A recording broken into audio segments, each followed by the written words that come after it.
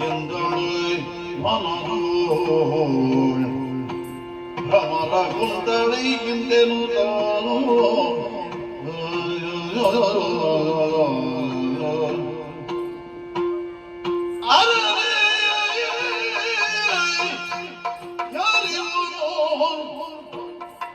ಸುಂದರ ಪುರುಷ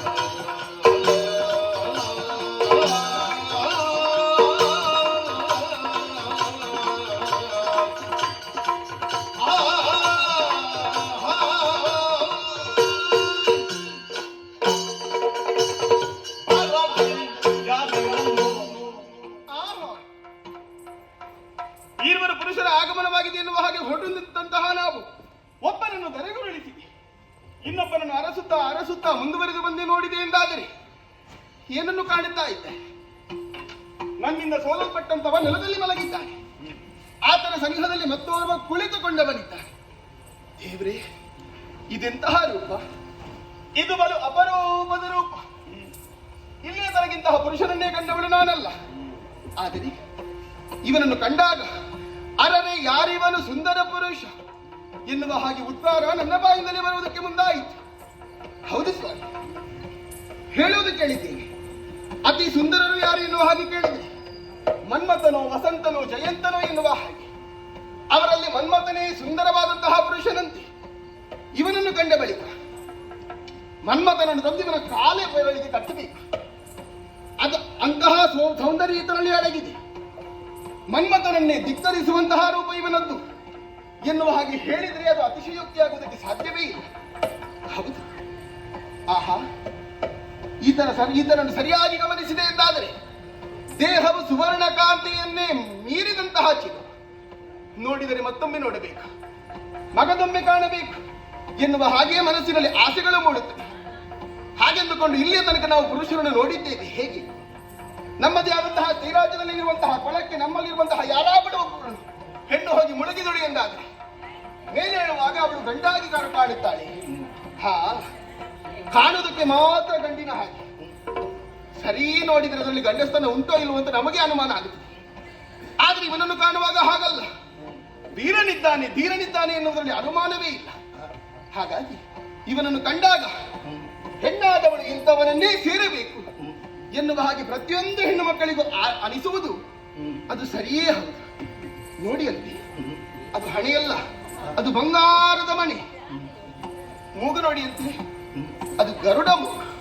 ಒಂದೊಂದು ಅಂಗವನ್ನು ಹೋಲಿಸುವುದಕ್ಕೆ ಮುಂದಾದರೆ 1000 ನಾಲಿಗೆಗಳುಳ್ಳಂತಹ ಆದಿಶೇಷನಿಗೆ ಅದು ಕಷ್ಟವಾಗಿ.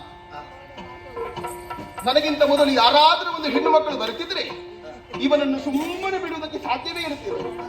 ಸುದತಿಯರು ಇವನನ್ನು ಕಾಣುತ್ತಿದ್ದರೆ ಮೋಹಿಸದೆ ಸುಮ್ಮನೆ ಉಳಿಯುವುದಕ್ಕೆ ಸಾಧ್ಯವಾಗುತ್ತಿರಲಿಲ್ಲ. ಇವ ಅವರ ಕೈವಶವಾಗುತ್ತಿದ್ದ. ಆ ದೇವರು ನನಗಂತಲೇ ಬರೆದಿರಿಸಿದಂತಹ ಹುಡುಗ ಇರಬೇಕೀಗ. ನಾನು ನಾನಾಗೆ ಮಾತಾಡುತ್ತಾ ಕಾಲವನ್ನು ಕಳೆದನೆ ಎಂದಾದರೆ ಅವ ಅಲ್ಲಿಂದ ಎದ್ದು ಹೋದ್ರೆ, ಹಾಗಾಗಿ ಅವನಲ್ಲೇ ಮಾತಾಡಬೇಕಲ್ವಾ? ಅಯ್ಯ, ಮಾತಾಡು ಮಾತನಾಡು ಮಾತನಾಡು ಮಾತನಾಡು ಪ್ರೀತ ಪ್ರೀತ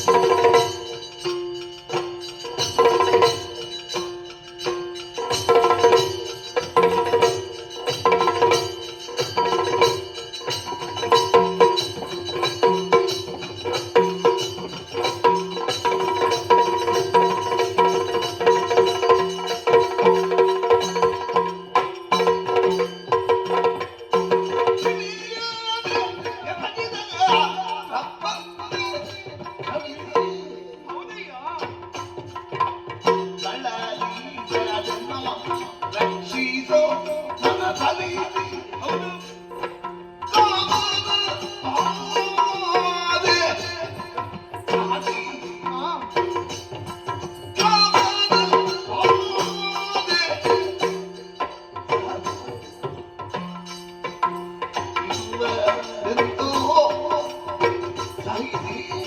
ಆಗುದಿಲ್ಲ ನನಗೆ.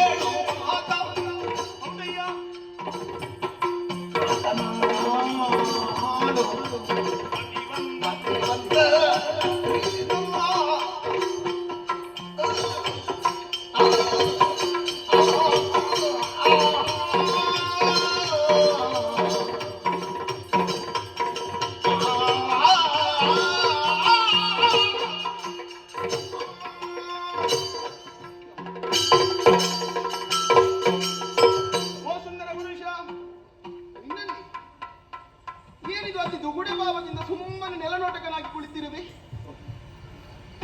ಇವ ಬಿದ್ದದಕ್ಕೆ ನೀನು ಅಳುತ್ತಾ? ಮತ್ತೇನು ಮಾಡಲಿ? ಯಾಕೆ ಅಳುತ್ತಿರುವೆ? ಆಗದಿಂದ ನಿನ್ನಲ್ಲಿ ಮಾತನಾಡಬೇಕೆನ್ನುವಂತಹ ಉದ್ದೇಶದಿಂದ ಅದೆಷ್ಟೋ ಬಾರಿ ಕರೆದು ಮಾತಾಡಿಸಿದರೂ ಕೂಡ ಸುಮ್ಮನೆ ಉಳಿದಿರುವೆ. ನನ್ನ ಮುಖವನ್ನೇ ನೋಡುತ್ತಾ ಇಲ್ಲ. ಓ ಮತಿವಂತ ಪ್ರೀತ, ನಾನು ಆಡುವಂತಹ ಮಾತುಗಳನ್ನು ಲಕ್ಷ್ಯವಿರಿಸಿ ಪ್ರೀತಿಯಿಂದ ಆಲಿಸಬೇಕು. ಈ ಪ್ರಪಂಚದಲ್ಲಿ ಇಲ್ಲಿಯ ತನಕ ನಿನ್ನಂತಹ ಸೌಂದರ್ಯವನ್ನು ಹೊಂದಿದಂತಹ ಪುರುಷರನ್ನು ಕಂಡವಳು ನಾನಲ್ಲ. ನಿನ್ನನ್ನು ಕಂಡದ್ದೇ ತಡ. ಯುದ್ಧ ಮಾಡಬೇಕೆನ್ನುವಂತಹ ಉತ್ಸಾಹವು ದೂರವಾಯಿತು. ಬದಲಾಗಿ ನನ್ನ ಬಾಳ ಸಂಗಾತಿಯಾಗಿ ನಿನ್ನನ್ನು ಆರಿಸಬೇಕೆನ್ನುವಂತಹ ತವಕಾಧಿಕವಾಯಿತು. ಹಾಗಾಗಿ ಧನುಷರಾದಿಗಳನ್ನು ಎಸೆದೆ ನಿನ್ನಲ್ಲಿ ಕಾಮ ಭಿಕ್ಷೆಯನ್ನು ಪ್ರೇಮ ಭಿಕ್ಷೆಯನ್ನು ಬೇಡಬೇಕೆನ್ನುವಂತಹ ಉದ್ದೇಶದಿಂದ ಮುಂದುವರಿದೆ. ನೋಡಿದೆಯಾ, ನನ್ನನ್ನೊಮ್ಮೆ ಸರಿಯಾಗಿ ನೋಡಿ. ಬಳಲಿ ಬೆಂಡಾಗಿ ಹೋಗಿದ್ದೆ. ಆ ಮನ್ಮಥ ತನ್ನಲ್ಲಿರುವಂತಹ ಪಂಚಶರಗಳನ್ನು ನನ್ನ ಕೈಯೆಸೆದು ಕಾಮ ಬಾಧೆಯಿಂದ ಬಳಲುತ್ತಾ ಇದ್ದೇನೆ. ಹಾಗಾಗಿ ಹೆಚ್ಚು ಸಾವಕಾಶ ಬೇಡ. ನನ್ನನ್ನು ವರಿಸಿ, ನನ್ನನ್ನು ಪ್ರೀತಿಯಿಂದ ಹೊಂದು ಹೊಂದು ಹೊಂದು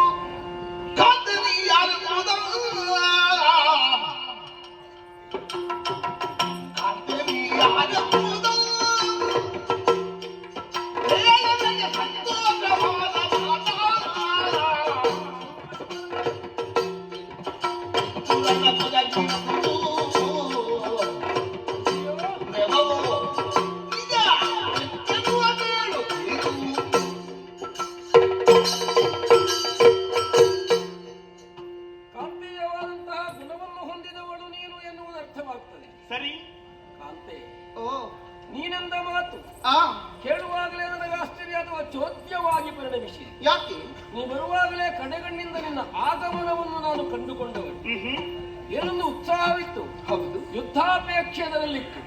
ಒಂದು ತೆರೆದಾದಂತಹ ಅನ್ವೇಷಣೆಯೂ ಇತ್ತು. ಬಂದು ನನ್ನ ಕಡೆಗೆ ದೃಷ್ಟಿಯನ್ನು ಹಾಯಿಸಿದವಳೆ ನೀನೇನನ್ನೆಲ್ಲ ಹೇಳಿದ್ಯೋ ಅಷ್ಟನ್ನು ಮಾಡಿ ಮುಗಿಸಿ ಆಯಿತಿ. ಹೌದೇ ಹೌದು. ಅದರಿಂದ ನನಗೆ ಹುಟ್ಟಿಕೊಳ್ಳುವ ಪ್ರಶ್ನೆ ಏನು? ನೀನಾರೆಂಬುದು ಹಾ ನನಗೆ ತಿಳಿಯದಾಯಿತು. ಹೌದಾ? ಆದ್ರೆ ಯಾವುದೋ ಒಂದು ಸ್ಥಾನಮಾನವನ್ನು ಹೊಂದಿದವಳು ಎನ್ನುವುದನ್ನು ತರ್ಕಿಸಬಲ್ಲೆ ನಾನು. ಖಂಡಿತ. ಯುದ್ಧಕ್ಕಾಗಿ ಬಂದದ್ದು ಹೌದೋ ಅಲ್ಲೋ? ಅದು ಪುಸಿಯೋ ದಿಟ್ಟವು? ಆಹಾ, ಇದು ಪ್ರಶ್ನೆ ಆದೀಗ. ಹೌದಾ? ಏನು ಬಂದದ್ದು? ನಾನು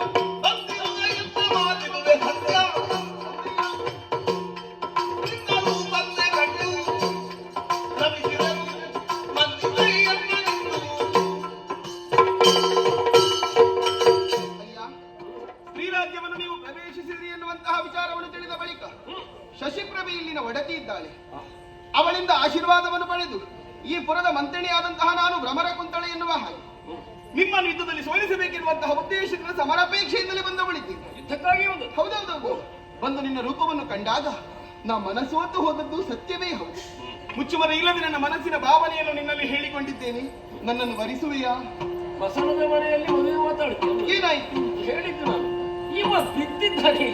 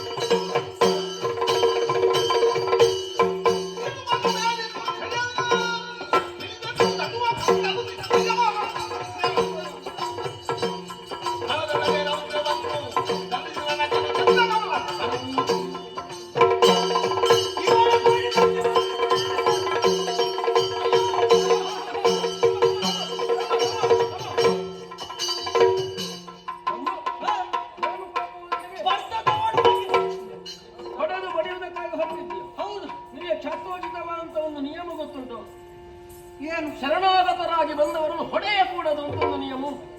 ಅವಳು ನನ್ನ ಬೆನ್ನ ಹಿಂದೆ ನಿಂತು ಕೈ ಮುಗಿತಾಳೆ, ಹೊಡೆಸಿಕೊಳ್ಳುವುದಕ್ಕೆ ಸಿದ್ಧರಾಗಿದ್ದಾಳೆ. ಅಂತವರಿಗೆ ನಾವು ಬಡಿದ್ರೆ ಛಾತ್ರತ್ವಕ್ಕೆ ಭೂಷಣವು ಹೇಳು. ಸರಿ, ಹೊಡೆಯಬೇಡ. ಅವಳು ಶರಣಾಗತರಾದವಳು. ಬಿಟ್ಟು ಬಿಡು, ನಾವು ಹೋಗುವ. ಹೋಗುವ. ನಾನು ನಿನ್ನನ್ನು ಮದುವೆಯಾಗಬೇಕೆನ್ನುವಂತ ಆಸೆಯನ್ನು ಮುಂದಿರಿಸಿದ್ದಲ್ವ? ನಿನ್ನದು ಅಕಾಲದಲ್ಲಿ, ಅಸಮಯದಲ್ಲಿ, ಅಸ್ಥಾನದಲ್ಲಾದಂತಹ ಮಾತು. ಅದೆಲ್ಲ ಆಗುದಿಲ್ಲ. ನನಗೆ ಹೋಗುವುದಕ್ಕಾಗುದಿಲ್ಲ. ನನಗೆ ಹೋಗುವುದಕ್ಕಾಗುದಿಲ್ಲ. ನನಗೆ ಮತ್ತೊಮ್ಮೆ ನಮ್ಮ ಶ್ರೀರಾಜ್ಯವನ್ನು ಸೇರುವ ಹಾಗಿಲ್ಲ. ಏನ್ ಮಾಡ್ತೀರಿ ಈಗ? ನಿಮ್ಮೊಟ್ಟಿಗೆ ಬರ್ತೇನೆ ನಾನು. ನನ್ನೊಟ್ಟಿಗೆ ಬರುವುದಕ್ಕೆ ಆಕ್ಷೇಪ ಅಲ್ಲ. ಮತ್ತೆ ಏನು ಹೆಚ್ಚು ಕಡಿಮೆ ಒಂದೊಂದಕ್ಕೆ ಹೊಣೆ ನೀನು.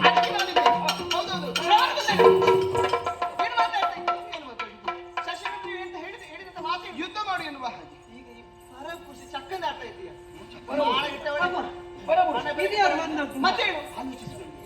ಅವನಿಗೊಬ್ಬ ತಮ್ಮನಿದ್ದ ನಿನಗಾದ.